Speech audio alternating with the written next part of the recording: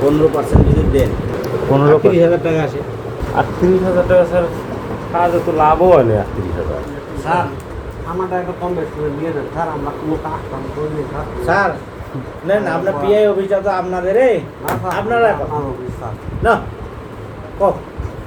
পঞ্চগড়ের দেবীগঞ্জ উপজেলা প্রকল্প বাস্তবায়ন কর্মকর্তা বাবুল চন্দ্র রায়ের বিরুদ্ধে টিআর কাবিখা ও কাবিটা প্রকল্পের বরাদ্দ থেকে 15% কমিশন বা ঘুষ নেওয়ার অভিযোগ উঠেছে।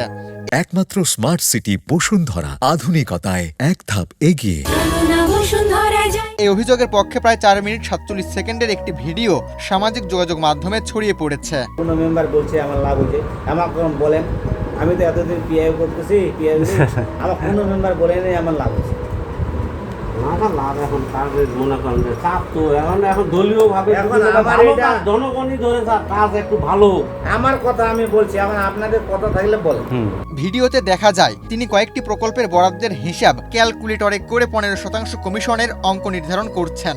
এক পর্যায়ে এক ইউপি সদস্যকে তিনি বলেন নির্দিষ্ট পরিমাণ গম বা টাকার বিপরীতে কমিশনের হিসাব করে দিতে।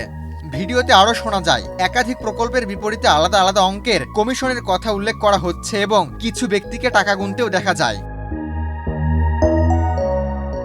তবে অভিযোগ অস্বীকার করে পিআই ও বাবুল চন্দ্র রায় বলেন প্রকল্পের কাজ না করে তারা বিল তুলতে আসায় এমন কথা বলা হয়েছে।